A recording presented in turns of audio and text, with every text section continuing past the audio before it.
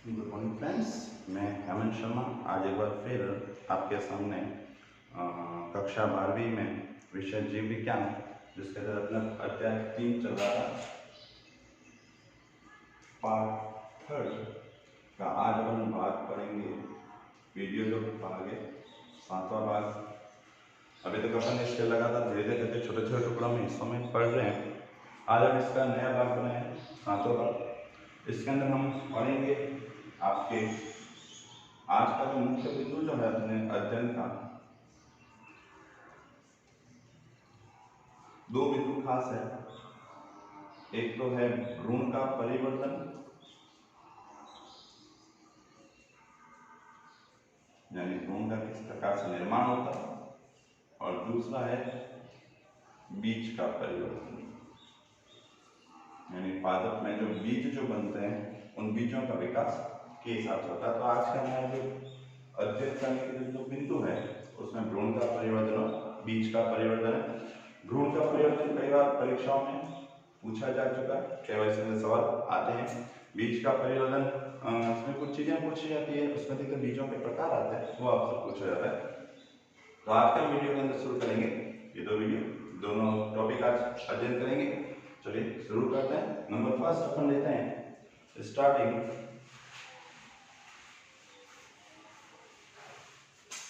पहला पॉइंट भ्रूण का परिवर्तन।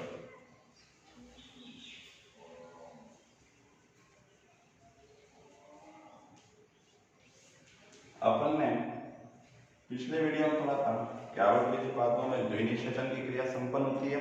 एक नरयुग्मक अन्य कोशिका से क्रिया कर लेता है और दूसरा नरयुग्मक ध्रुवीय केंद्रक से क्रिया करता है। अन्य कोशिका से क्रिया करके वह द्विगुणित युग्मज बनाता है, जबकि जो ध्रुवीय केंद्रक होता है उससे क्रिया करने पर वह त्रिकेंद्र के अगुणित भ्रूण कोश का निर्माण करता है। अब इसमें आगे हम भ्रूण का परिवर्तन पढ़ेंगे। अपन ने कल भ्रूण कोश भी पढ़ा था पिछले वीडियो के अंदर कि भ्रूण कोश कैसे बनता है। भ्रूण कोश 3 प्रकार का होता है, केंद्रकीय, कोशिकीय, हेलोबियल प्रकार का। ठीक है, अब उस भ्रूण कोश के अंदर भ्रूण का परिवर्तन कैसे होता है वो अपन करते हैं। इंपॉर्टेंट चीज नोट कर लेना, पहले मैं बता देता हूँ। आवृतबीजी पादप जितने भी होते हैं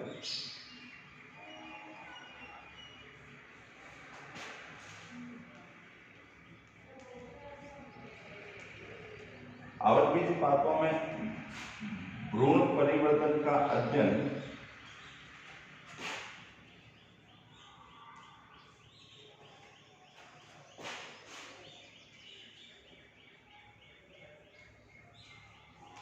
सर्वप्रथम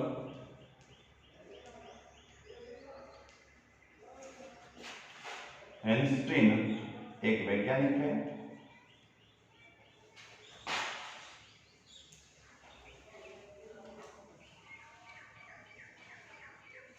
ठीक है ना। आवृतबीजी पादपों में सबसे पहला अध्ययन किसने किया था? हेनस्टीन ने किया था। इन्होंने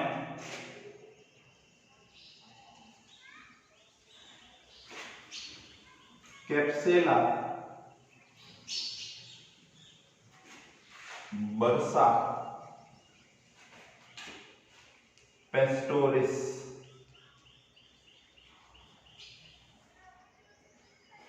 इन्होंने कैप्सेला बर्सा पेस्टोरिस नामक जो पौधा होता है, ये पौधा आपके है क्रूसीफेरी कुल का।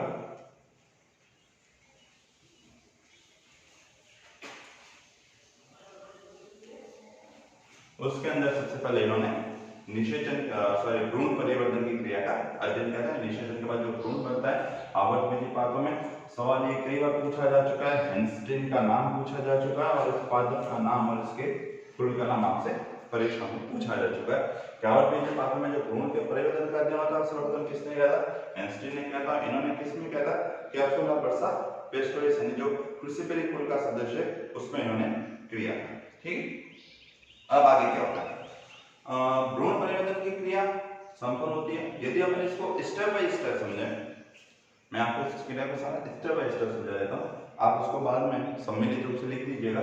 तो यदि अपन इसको एक एक स्टेप से समझते हैं, चलिए इसको मैं मिटा देता हूँ। ये इंपॉर्टेंट चीज थी कि हेनस्टीन ने सबसे पहले इस क्रिया का अध्ययन किया था बस कैप्सुला बर्सा पेस्टोरिस नामक पौधे के अंदर। अब भ्रूण परिवर्तन होता क्या है? सबसे पहले निषेचन की क्रिया के द्वारा, निषेचन भी कौन सा होता है, द्विनिषेचन होता है, अपन लिख देते हैं।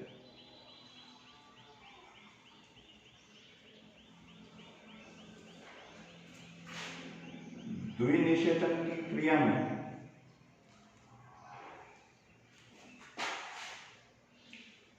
अंड कोशिका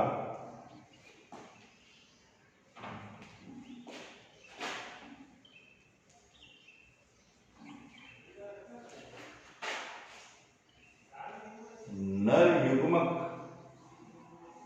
अंड कोशिका नर युग्मक से क्रिया कर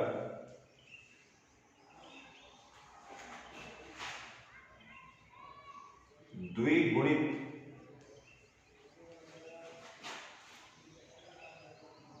युग्मनज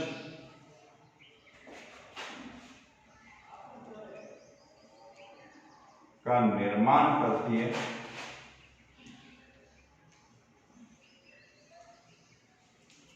इस क्रिया में क्या होता है, द्विनिषेचन की क्रिया होती है। इसमें सबसे पहले क्या होता है, अनिषेचन अंड की जो कोशिका होती है वो नर युग्मक से क्रिया करके द्विगुणित युग्मनज का निर्माण करती है। अपन पहले भी पढ़ चुके थे। नेक्स्ट क्या होता है, सेकंड स्टेप, यह युग्मनज, अब यह जो युग्मनज होता है वो आगे विभाजन करेगा और यह युग्मनज अनुप्रस्थ विभाजन कर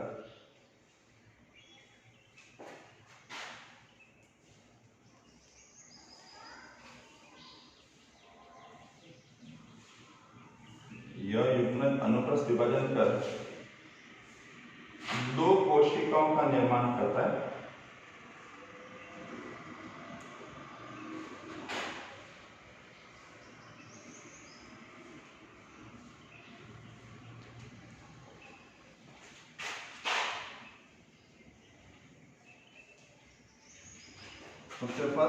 सबसे पहली जो ऊपर की तरफ होती है उसको बोलते हैं शीर्ष कोशिका,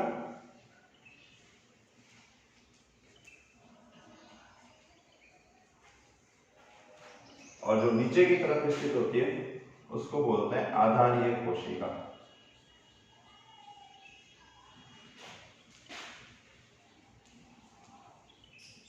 ठीक है, यानी ये युग्मनज जो द्विगुणित युग्मनज है ये अनुप्रस्थ विभाजन करता है। अनुप्रस्थ विभाजन के द्वारा दो कोशिकाओं का निर्माण करता है। उसमें जो ऊपर की तरफ कोशिका होती है वो शीर्ष कोशिका कहलाती है और नीचे की तरफ जो कोशिका होती है वो आधारीय कोशिका कहलाती है।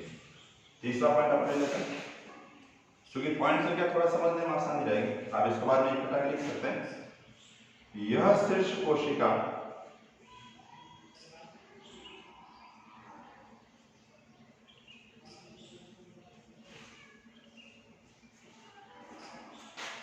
आगे जाकर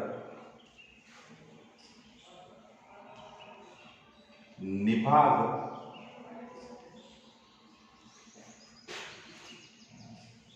की तरफ स्थित हो जाती है,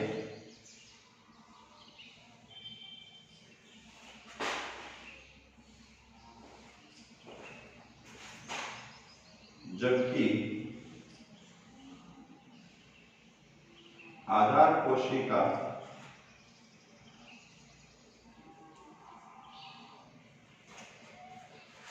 बीजांड द्वार की तरफ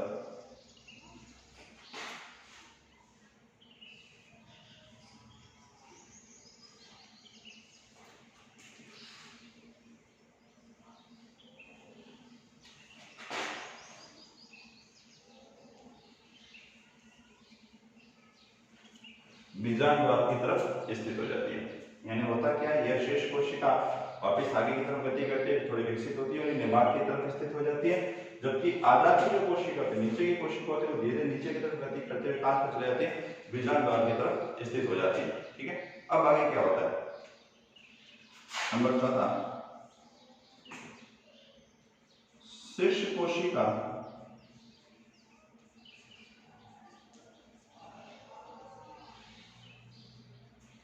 दो बार अनुदैर्ध्य विभाजन कर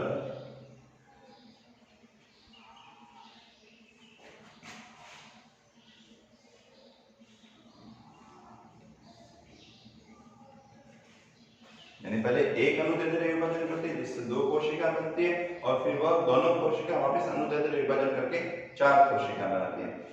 यदि मैं इसको डायग्राम से समझाऊं, ठीक है, तो जैसे कि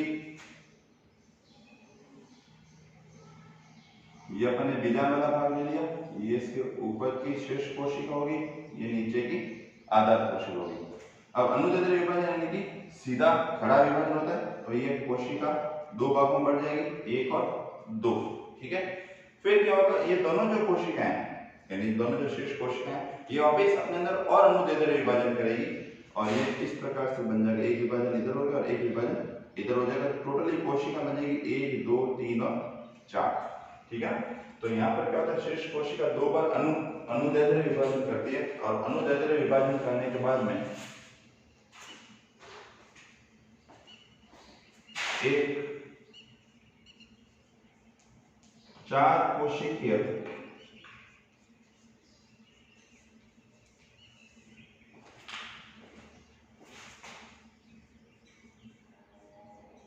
चतुष्टांग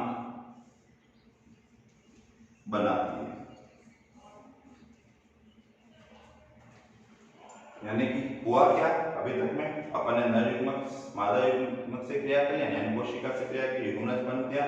युग्मनज ने क्या किया, पहला अनुप्रस्थ विभाजन किया और जिससे 2 कोशिकाओं में बन गया। यदि अपन इसको डायग्राम से समझाते हैं तो ये मैं ऊपर ले लेता हूं, सपोज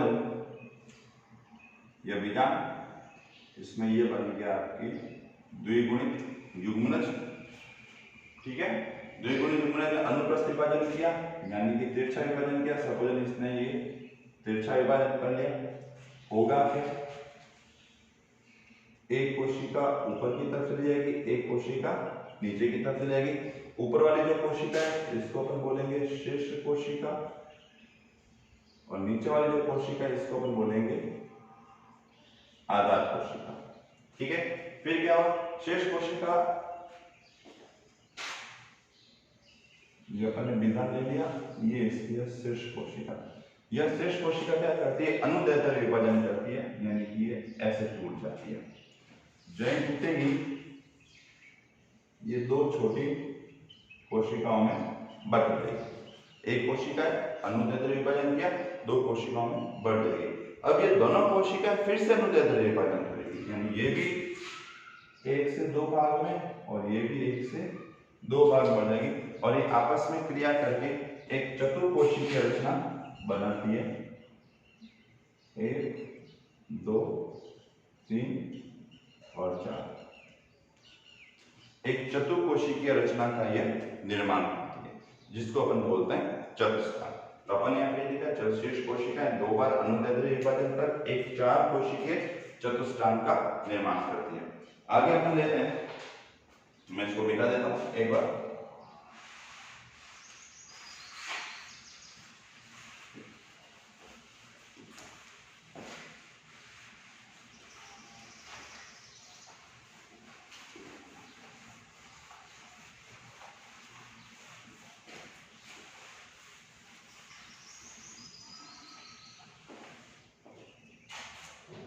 नेक्स्ट इसमें 5वां स्ट्रक्चर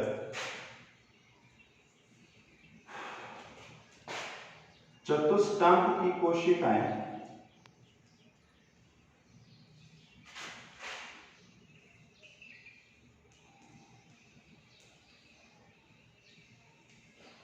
पुनः अनुप्रस्थ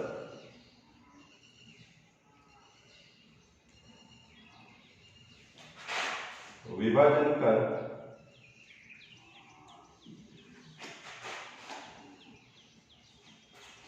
चतुष्टांग की जो कोशिकाएं, एक कोशिका पुनः अनुप्रस्थ विभाजन कर एक 8 कोशिकीय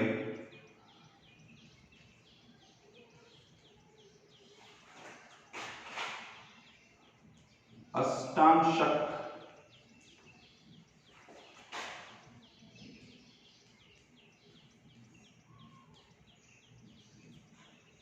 एक 8 कोशिकीय अष्टांशक बनाती है। यानी अपन ने पढ़ा था कि सपोज ये चतुष्क की 4 कोशिकाएं हैं। अब इनमें क्या होगा, अनुप्रस्थ विभाजन होगा, यानी कि बीच में से ये 2 भागों में बढ़ जाएगी। अब ये काउंट करके तो 1 2 3 4 5 6 7 और 8, यानी अब ये कोशिकाएं 8 कोशिका बन जाती है और इसको बोलते हैं अपन अष्टांशक बोला जाता है। ठीक है, अब तो चतुष्कांक की कोशिकाएं क्या किया, उन्हें अनुप्रस्थ विभाजन करके एक 8 कोशिकीय रचना का निर्माण करते हैं जिसको अष्टांशक कहा जाता है। अब आगे क्या होगा, आगे इसमें ये होगा छठा पॉइंट, अष्टांशक की प्रत्येक कोशिका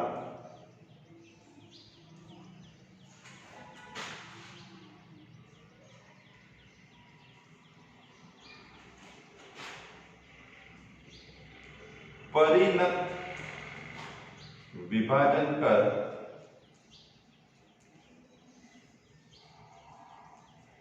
अब इसमें क्या हुआ, ये जो अष्टांशक की जो कोशिका इसने क्या कर दिया, परिणत विभाजन कर लिया, जिसके कारण क्या हुआ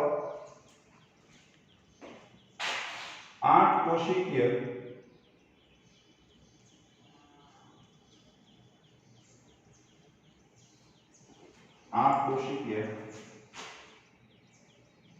बाह्य त्वचा जन, जिसको इंग्लिश में डर्मेटोजोन कहा जाता है, डर्मेटोजन, ठीक है ना। तो अष्टांशक की प्रत्येक कोशिका परिणत विभाजन करती है, इसके कौन सा, एक तो 8 कोशिकीय बाह्य त्वचा जन तथा 8 कोशिकीय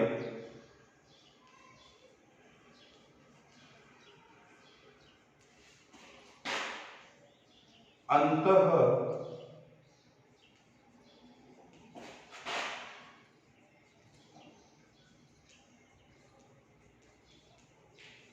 त्वचा जन का निर्माण करती है। अष्टांशक की प्रत्येक कोशिका ने विभाजन करने पर इसने 2 परतें बनाई, एक 8 कोशिकीय बाह्य त्वचाजन बने जिसको डर्मेटोजोन कहा जाता है, दूसरी तरफ 8 कोशिकीय अंतर त्वचाजन का निर्माण किया। नेक्स्ट अगला पॉइंट, अब यह बाह्य त्वचाजन यानी जो डर्मेटोजोन है, ठीक है, पहले तो इसने क्या परिणत विभाजन किया था, अब ये क्या करेगी, यह करेगी अपनत विभाजन। यह बाह्य त्वचाजन कई अपनत विभाजन के द्वारा या अपनत विभाजन कर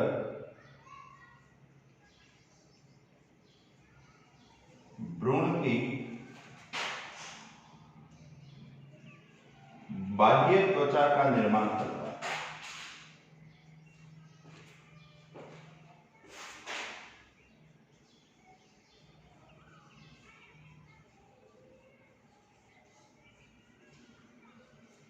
यानी कि अब ये बाह्य त्वचा डर्मेटोजोन क्या करेगा, कई सारे अपनत विभाजन करेगा और अपनत विभाजन करने पर क्या बना देगा, भ्रूण की बाह्य त्वचा का निर्माण करेगा। ठीक है, आगे फिर क्या होगा, मैं इसको मिटा देता हूं।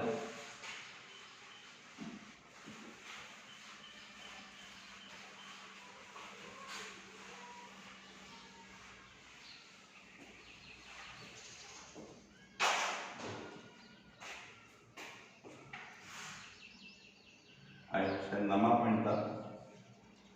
अब क्या होगा, अब आगे की जो है आंतरिक जो कोशिकाएं यानी जो बाह्य त्वचाजन जो कि अंतर जो परत होती है, वो आंतरिक कोशिकाएं क्या करती है, अंतःस्तर अंतःस्तर आगे जाके क्या करेगा, अपने अंदर कई तरह की रचनाओं का परिवर्तन करेगा। तो आंतरिक स्तर से यानी अंतःस्तर से बीज पत्राधार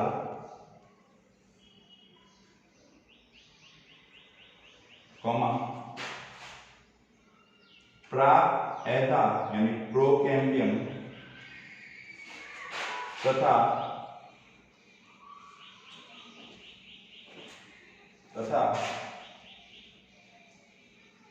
भरण विभज्योतक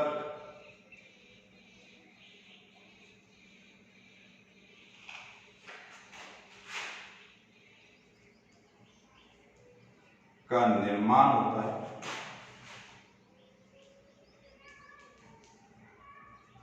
ठीक है, तो इससे क्या होगा, आंतरिक स्तर से बीजपत्राधार बनेंगे, प्राकाधार बनेंगे तथा भरण विभज्योतक का निर्माण होता है। ठीक है, ये तो था सारा शीर्ष कोशिका का विभाजन। अपन ने शीर्ष कोशिका पढ़ी थी, उसका विभाजन होगा। अब बनाएंगे आधार कोशिका। ठीक है, आधार की जो कोशिका है, यानी ये आधारीय जो कोशिका है,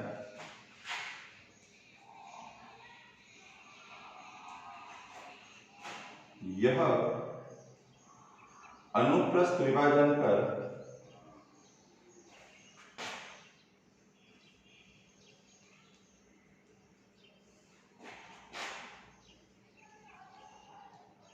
एक 7 से लेकर 10 कोशिकीय लंबा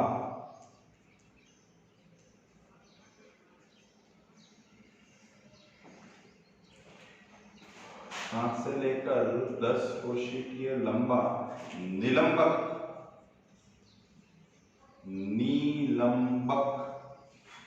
अथवा इसको इंग्लिश में स्पेंसर कहा जाता है। निलंबक या स्पेंसर बनाती है। ठीक है, ये बोर्ड में परिभाषा पूछी जा चुकी है, निलंबक या स्पेंसर की। तो आधारित जो कोशिका होती है वो अनुप्रस्थ विभाजन करके एक 7 से 10 कोशिकीय लंबी बेलनाकार रचना बनाती है, जिसको निलंबक या स्पेंसर कहा जाता है। निलंबक की जो अंतिम कोशिका है,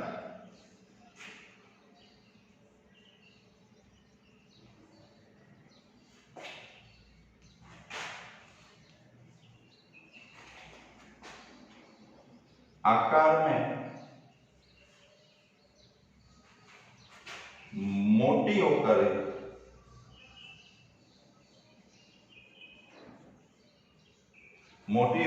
या आकार में फूल कर, दोनों कोई हो सकते हैं। निलंबक की जो अंतिम जो कोशिका होती है वो आकार में मोटी होकर फूल कर चूषकांग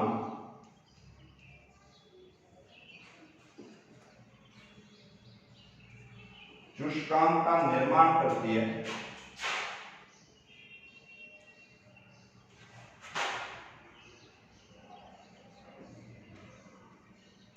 ठीक है, तो निलंबक की जो अंतिम कोशिका होती है, यह कोशिका क्या करती है, चूषकांग का निर्माण करती है। अब ये चूषकांग क्या काम करते हैं, जो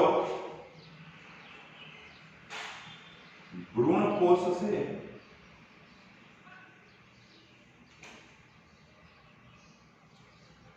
भोजन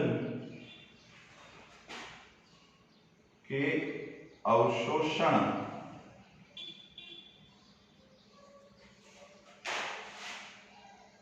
का कार्य करते हैं।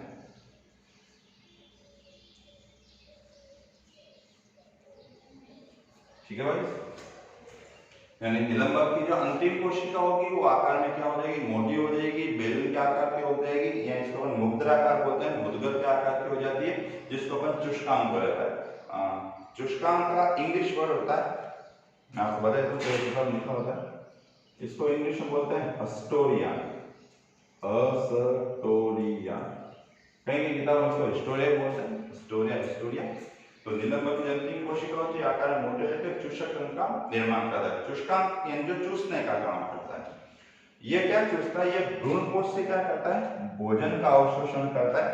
किसके लिए, भ्रूण के लिए, यानी जो भ्रूण परिवर्तित हो रहा है, जो विकसित हो रहा है, उसके लिए भोजन का अवशोषण किससे करेगा, ये भ्रूण कोश से करेगा। ये चूषकांग के द्वारा क्रिया संपन्न होती है। ठीक है, नेक्स्ट में अब इसमें आगे क्या होगा,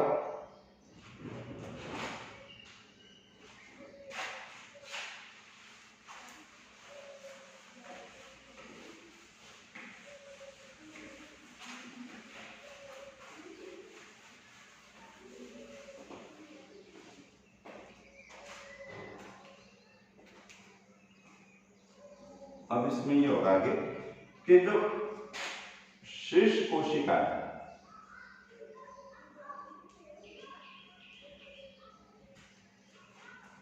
जो शीर्ष कोशिका ये जब विभाजन करती है तो इसके विभाजन से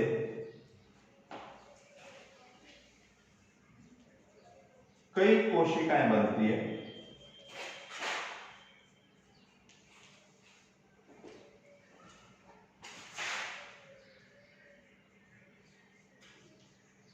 जब शेष कोशिका जब विभाजन करते हैं इसके विभाजन से क्या होता है, कई कोशिका बनती है।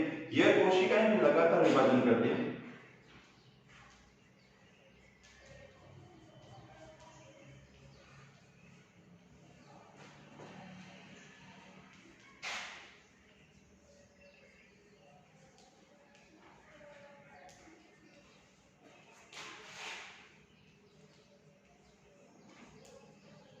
यह कोशिकाएं क्या करती है, लगातार विभाजन करती है। यानी जो शेष कोशिकाएं वो अपने विभाजन के साथ छोटी छोटी कोशिकाएं बनाती है और ये कोशिकाएं क्या करती है, लगातार विभाजन की क्रिया को संपन्न करती है, जिसके कारण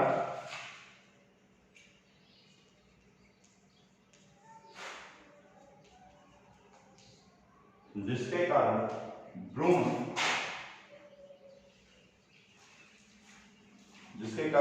जो होता है वो आकार में हृदय के समान हो जाता है।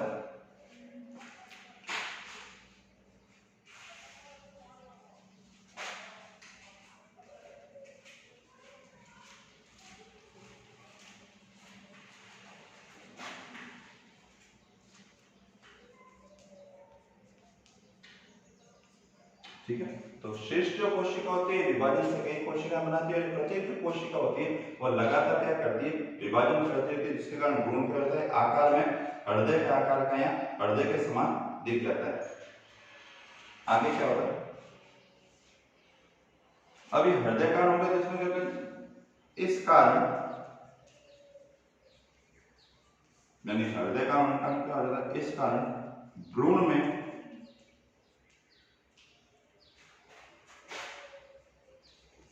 दो पालियों का विकास होता है।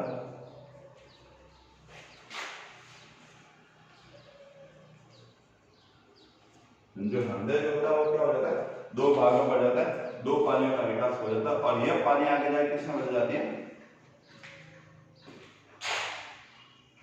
जो आगे जाकर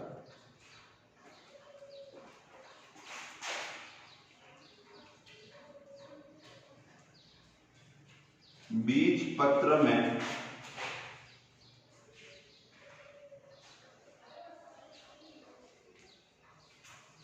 जो आगे जाकर किसमें बदल जाती है, बीज पत्र के अंदर बदल जाती है। ठीक है, फिर आगे क्या होगा, यह जो पाली के आधार पर जो भाग होगा, जो इसका नीचे का भाग जो होगा पालियों का, उससे तो होगा प्रांकुर का निर्माण। ठीक है, पाली के आधार भाग से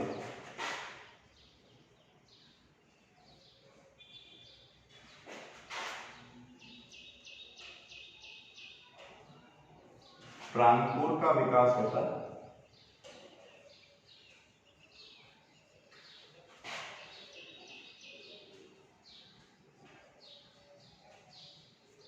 पाली के आधार से किसका विकास है, इसके नीचे वाला जो भाग होगा इससे किसका विकास होगा, प्रांकुर का विकास हो जाएगा। और सबसे अंत में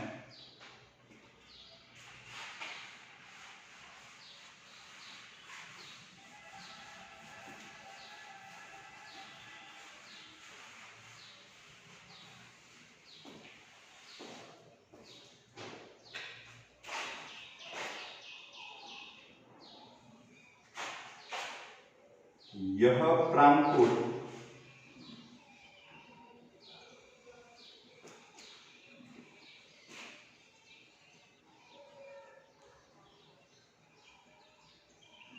परिवर्तित होकर, ठीक है, प्ररोह का निर्माण करता है। पौधे का तने वाला भाग निर्माण करता है, प्ररोह का निर्माण करता है, जबकि जबकि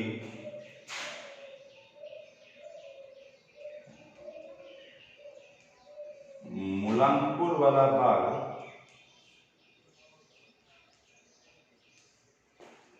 जिसके विपरीत सिरे वाला जो हिस्सा होता है, मूलांकुर वाला जो भाग होता है, उससे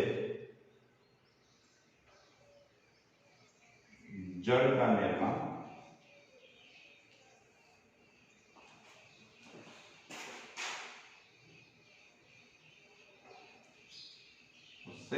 जड़ का निर्माण। जो प्राणपुर वाला भाग होता है, अपन पढ़ा हृदय, जो भ्रूण होता है वो हृदयाकार हो जाता है। हृदय में 2 पालियों का निर्माण होता है।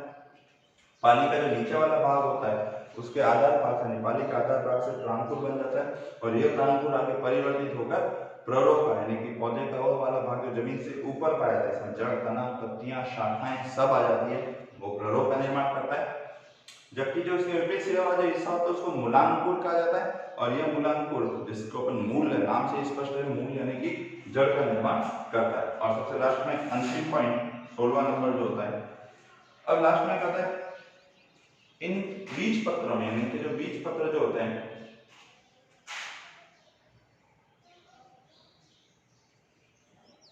भ्रूण के जो 4 बीज पत्र जो होते हैं, तो भ्रूण के जो बीज पत्र रहते हैं उनमें सदैव क्या इकट्ठा रहता है कि बीज पत्र में सदैव भोजन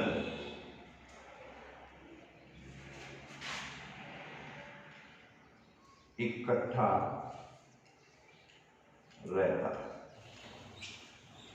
ठीक है, यानी भ्रूण के 4 जो बीज पत्र जो बने हैं उन बीज पत्र में क्या रहेगा, सदैव भोजन इकट्ठा रहता। और अब ये भ्रूण किसमें परिवर्तित हो जाएगा, बीज पत्र में परिवर्तित हो जाएगा। तो यह जो पूरी के पूरा जो वर्णन था, ये था भ्रूण का परिवर्तन। युग्मनज विभाजन करता है, 2 कोशिका बनाता है, शीर्ष कोशिका, आधारी कोशिका। शीर्ष कोशिका विभाजन करके एक आंत कोशिका की रचना का निर्माण करती है, जिसको बोलते हैं अष्टांशक। अष्टांशक फिर वापस विभाजन करके 2 आंत कोशिका के 2 त्वचाएं बनाता है, जिसको बाह्य त्वचाजन, आंतरिक त्वचाजन कहा जाता है। बाह्य त्वचाजन भ्रूण के लिए बाह्य त्वचा का निर्माण करता है, जबकि आंतरिक त्वचाजन जो होता है वह बीज पत्राधार बनाता है, भरण विभाज्योतक बनाता है और प्राकैदा बनाता है। ठीक है, फिर दूसरी तरफ जो आधारी कोशिका जो होती है वह भी विभाजन करती है, अनुप्रस्थ विभाजन, और एक 7 से 10 कोशिका के लंबा बेलन के आकार का निलंबक या स्पेंसर बनाती है। अब उसकी जो सबसे आधार कोशिका होती है, सपोज अपन इसको बताते हैं, तो ये निलंबक कैसा होगा, ठीक है, जो संरचना में 10 कोशिका मान लेते हैं, 1 2 3 4 5 6 7 8 9 10, 1 2 3 4 5 6 7 8 9 10। ठीक है, इसमें नंबर डाल देता हूँ, 5 6 7 8 9 10। यह जो अंतिम जो 10वीं कोशिका होती है, ये आकार में और बड़ी हो जाती है, और ये बड़ी होकर एक रचना का निर्माण करती है। मैं इसको मिटा देता हूँ, और ये आकार में बड़ी होकर एक रचना का निर्माण करती है, जिसको बोलते हैं चुष्कांग।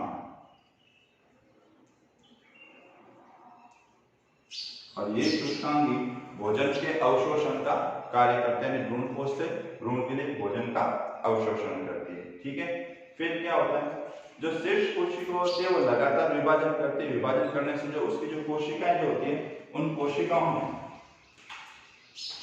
कई प्रकार के और विभाजन होते हैं, और जिसके कारण यह जो कोशिकाएं होती है ये आकार में संख्या बढ़ जाती है। बढ़ने के कारण भ्रूण जो होता है वो आकार में इकट्ठा जो जाएगा, जगह कम मिलती है तो इकट्ठा होना शुरू होता है, और धीरे धीरे वो हृदय के आकार का यानी हार्ट शेप का होना शुरू हो जाता है। इसमें 2 पालियों का निर्माण होना शुरू हो जाता है, और जो प्रत्येक पाली, चूंकि अपन कहते हैं 2 पाली, प्रत्येक पाली आगे जाके बीज पत्र बनाती है, और इन दोनों पालियों का जो नीचे वाला भाग होता है, अंतिम जो सिरा होता है, वो प्ररोप का प्रांकुर का निर्माण करता है, और यही प्रांकुर आगे परिवर्तित होकर प्ररोप का निर्माण करता है। जबकि इसके विपरीत वाला सिरा जिससे जड़ें निकलती हैं उसे मूलांकुर कहा जाता है। अब होता क्या है, बीज पत्र में सीधा क्या इकट्ठा रहता है, भोजन इकट्ठा रहता है, ताकि परिवर्तित होने वाला बीज इसमें से पोषण लेकर आगे अपना विकास कर सके। ठीक है, तो यह आज का था भ्रूण का परिवर्तन। अगले में अपन पढ़ेंगे बीज का परिवर्तन।